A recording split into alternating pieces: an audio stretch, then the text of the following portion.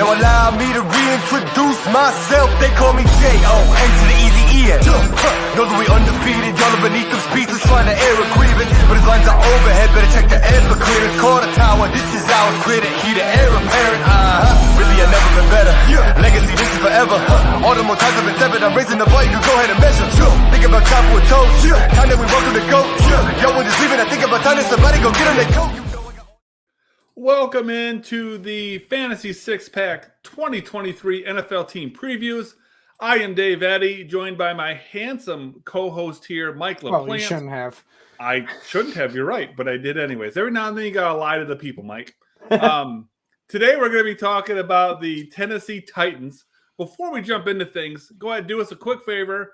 Drop a like on here if you are a Titans fan, if you like shitty offenses, or if you've been enjoying these team previews. If you aren't already an all-access member with us, head on over to fantasy6pack.net/plans and sign up. You're going to get access to our award-winning rankings, which is honestly worth the money itself. Also get some projections, all sorts of DFS content, which I have a huge hand in playing there.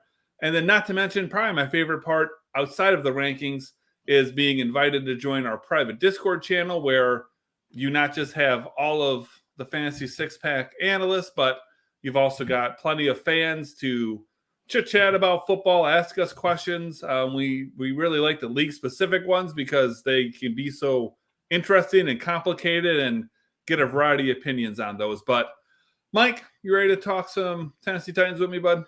You bet your ass I am. Oh, sweet. Well, let's start with the quarterbacks.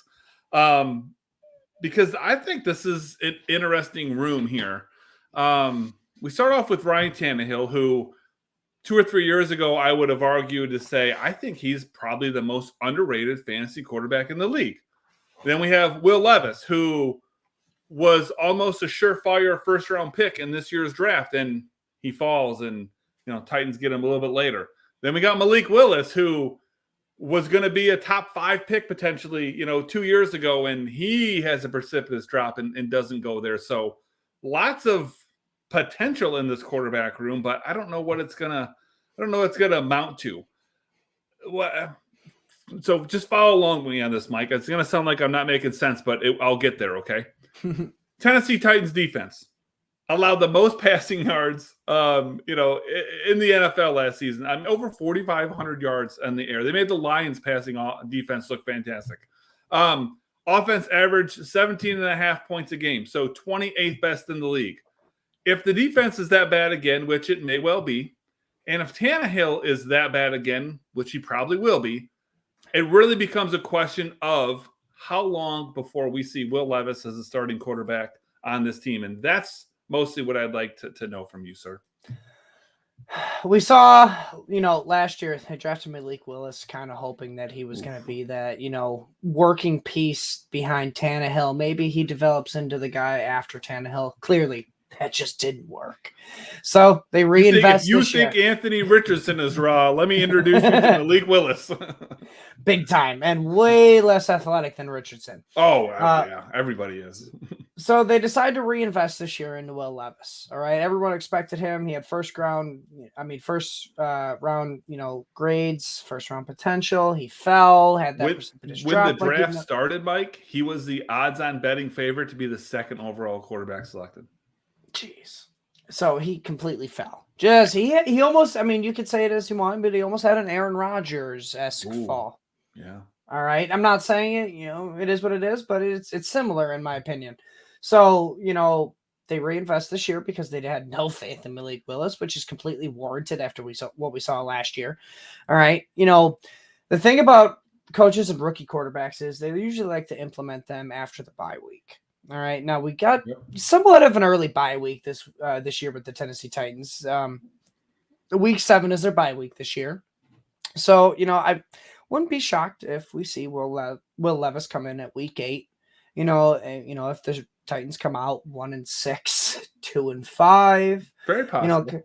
Kind of see Will Levis, see what he's got. They get the bye week to get some extra work in on him. But even so, whether it's Ryan Tannehill or Will Levis, as far as fantasy purposes are concerned, I really don't want either part of them. Like Tannehill, not even a super flex quarterback. Do I want him? He's got no wide receivers to help him keep the job either. So, when Will Levis comes in, we talked about it in previous episodes, rookie quarterbacks just don't produce wide receiver ones.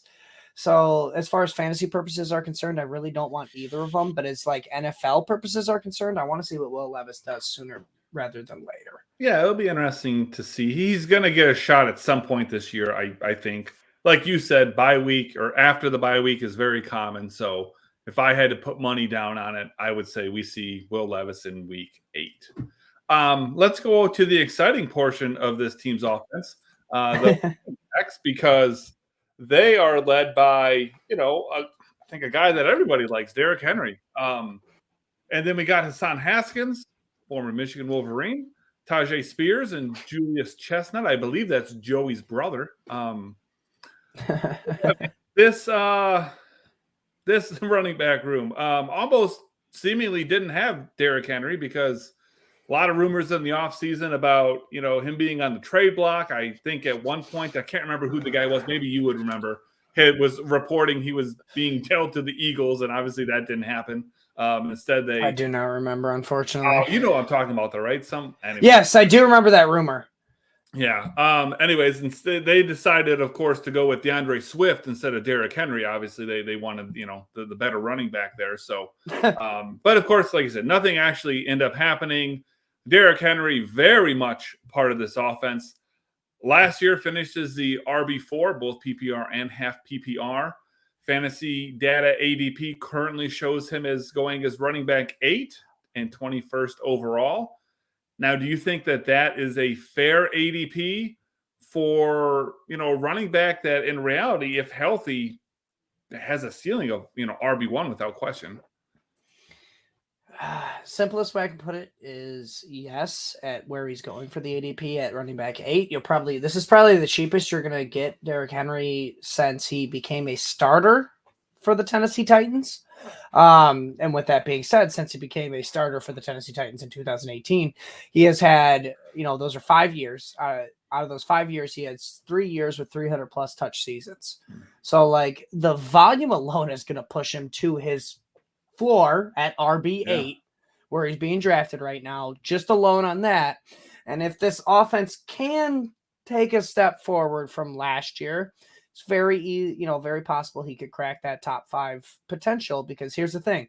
We know when he's healthy, Titans offense revolves around Derrick Henry. He's going to get 300 plus touches. All right. And when he does get 300 plus touches and he scores, he doesn't even need the 300 plus touches in some of these years, I do remember. But the main thing is when he scores 13 plus touchdowns, whether it's just rushing or rushing and receiving, he's a top 5 RB. Lock it in. All right. 2019, he had 18 total touchdowns, RB3. 2020, 17 total touchdowns, RB2. 2022, 13 touchdowns. That threshold right there. He was RB4 last year. Just getting those touchdowns, and he was a little bit banged up last year as well. So I do think he's a pretty good value this year where he's going as far as like ADP is concerned. Yeah, with the Titans offense, it has not been a surprise over the last few years that they are going to pound Derrick Henry down your throat. And, you can put all the 8-man boxes in there you want to, and that offensive line and Derrick Henry's size and athleticism, he is just going to wear you down, He's going to get 4 yards of carry. Yeah, exactly. And when he carries the ball 300 times, that if my math works correctly, that's 1,200 yards.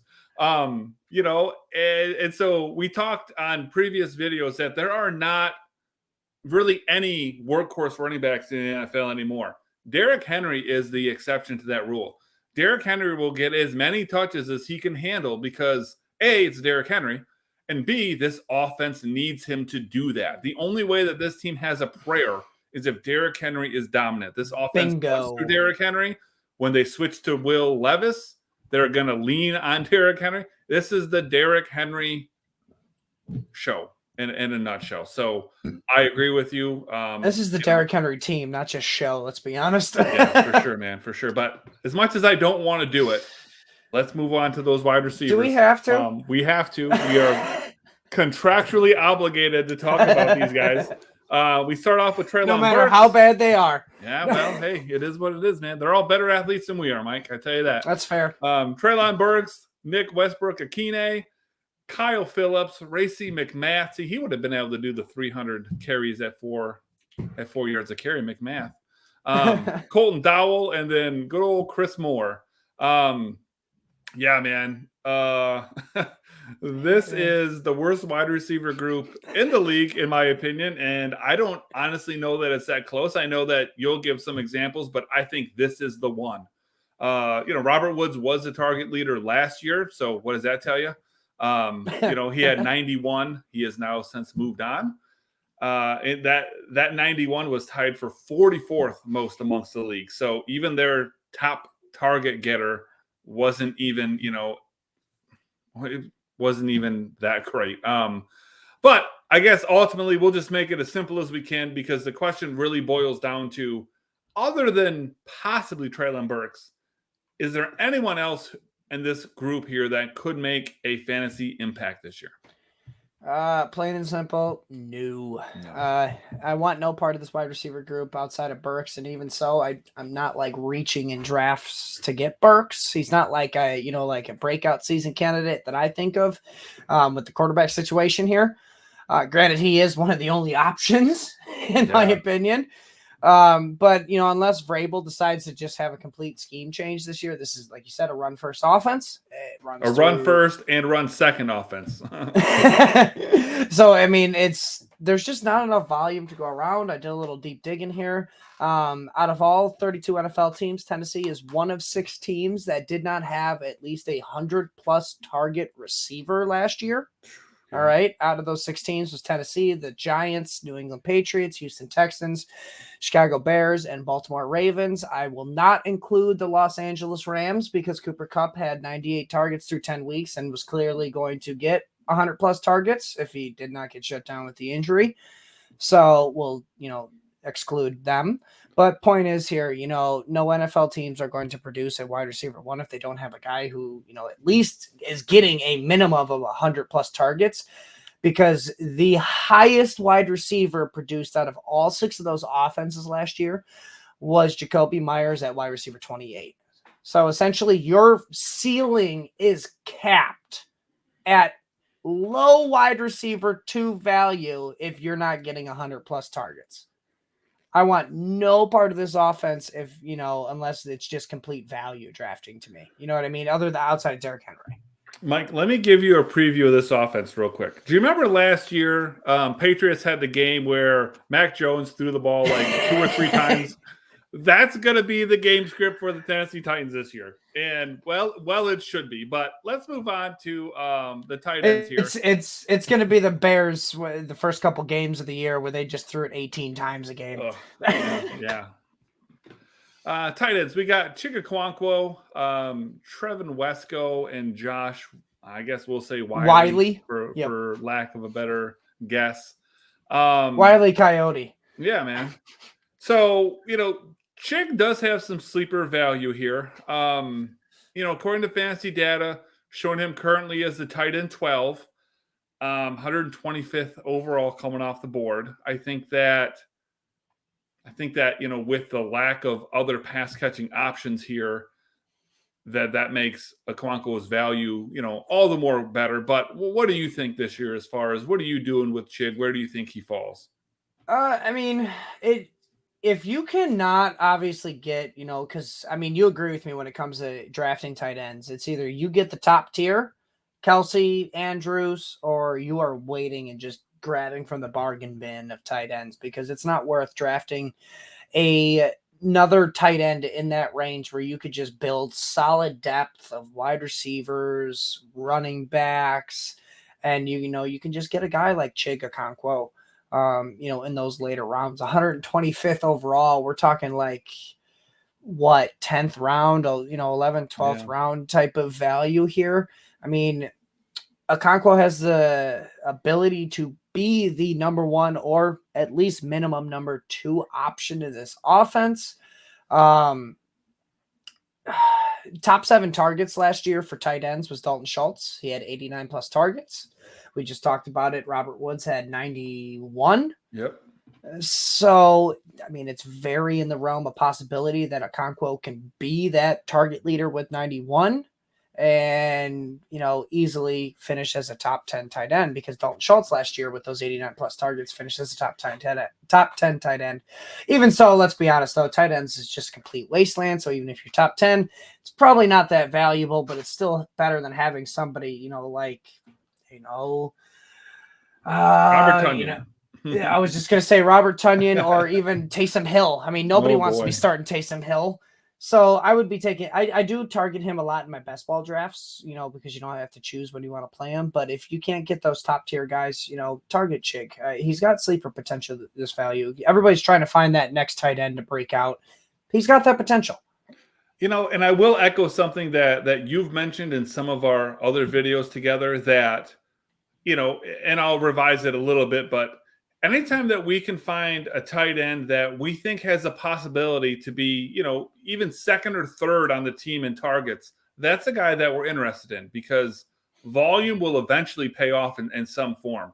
And I think Chig, because this offense is so terrible, I think Chig literally has the opportunity. Like you said, he theoretically could lead this team in targets. If not, there's not another option. He's at least the floor of being the number 2 option. So worst case scenario, barring injury, he's the second probably best option here. And so for a lower tiered tight end, that's very enticing to me. Now I'm sure you're going to be using a lot of them in DFS this year as well. Well, it's salary dependent, but yes, absolutely. Used a lot of them last year, but I think we have done our run here on the Tennessee Titans, so I think we'll go ahead and call this one good, put a wrap on it. But I appreciate you all tuning in. Mike, it was nice chatting with you here about the Titans. Thanks for checking us out, and we look forward to seeing you on the next one. I'm calling it quits, just like week 8 when they bring in Will Levis. Bye, everybody.